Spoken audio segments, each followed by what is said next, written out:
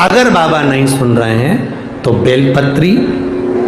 एक अशोक सुंदरी वाली जगह पर चढ़ाकर दूसरी बेलपत्री बाबा देवादिदेव महादेव को, ये डंडी का मुख अशोक सुंदरी के यहाँ चढ़ाओ तो उत्तर की ओर, ये डंड जो आप बेलपत्र चढ़ाओगे शिवलिंग के ऊपर, इसकी डंडी का मुख भी उत्तर की ओर। और तुम जब बैठो तो दक्षिण में बैठना। कहाँ पर बैठना? यहाँ बैठोगे तो यहाँ से जो पानी बह रहा है उत्तर में, तो तुम जब यहाँ बैठोगे तो ये जो जलाधारी है जहाँ से पानी बहकर जा रहा है यहाँ बैठोगे, और जब आप जल समर्पित करोगे, जल चढ़ाते चढ़ाते एक बार थोड़ा सा आगे बढ़कर जल की धार को अशोक सुंदरी तक लेकर जाना। ये लगभग तुम 2 या 3 महीना कर देखो, मेरा बाबा तुम्हारा हाथ जरूर पकड़ेगा। एक सोमवार व्यापार नहीं चल रहा है, नौकरी नहीं मिल रही है, तो कोई तकलीफ आ रही है, तो कोई कष्ट आ रहा है, कोई रोग बढ़ रहा है, डॉक्टर से ऐसा लग रहा है कि ये बड़ी बीमारी बताने वाला है, शरीर में कोई गांठ पड़ गई है और वो जांच के लिए गई है, तो बिल्कुल श्रावण के महीने में किसी भी एक सोमवार को गंगा जल लेकर जाइए शिव मंदिर में, शंकर जी के मंदिर में थोड़ा सा गंगा जल नंदी को समर्पित कर कर, थोड़ा अशोक सुंदरी को समर्पित कर कर, थोड़ा गणेश और कार्तिकेय को समर्पित कर कर, थोड़ा सा गंगा जल जया विषहरा शामरीबारी दौतली और देव को समर्पित कर कर, थोड़ा सा गंगा जल शिवलिंग पर समर्पित कर दो। उस गंगा जल को वापिस झेल कर लेकर आओ, 3 दिन तक लगातार उस गंगा जल को पीना प्रारंभ करो। उसके बाद जांच के लिए आप कहीं पर भी जाइए, बाबा कृपा जरूर करेगा, ये निश्चित था। स्कंद पुराण में अगर 16 सोमवार के व्रत का अगर आप विधान देखेंगे, और हम तो कहते हैं केवल 16 सोमवार से ही मतलब मत रखो। आप माताएं अगर एकादशी का व्रत कर रही है, सोमवार का कर रही है, मंगलवार का कर रही है, बुधवार का करे, गुरुवार का करे, चतुर्थी का करे, तीज का करे, छठ का करे, आप जो भी व्रत करते हो उस व्रत का विधान स्कंद पुराण में लिखा हुआ है। और स्कंद पुराण में क्या वर्णन लिखते हैं कि नारी जब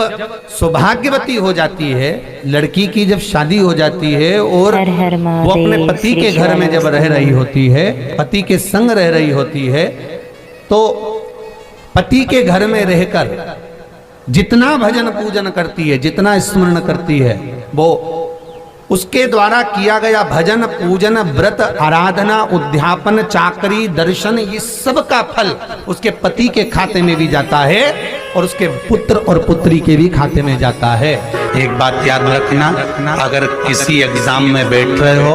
बहुत बार बैठ चुके हो, नहीं हो रहा, तो कच्चे दूध में थोड़ी सी काली मिर्च को पीस कर डाल लीजिए। फिर काली मिर्च आ गई, ध्यान रखें,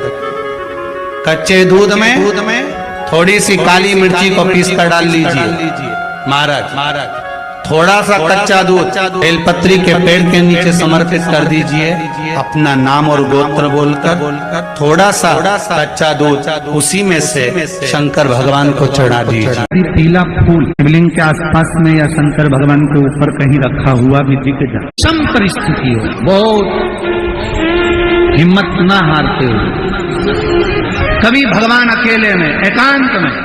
आप पहुंचे उनके पूजन के लिए, कनेर का पुष्प वहां रखा है, चाहे वो जलाधारी पर रखा हो, चाहे वो शिवलिंग के पास में रखा हो, शिवलिंग पर रखा हो,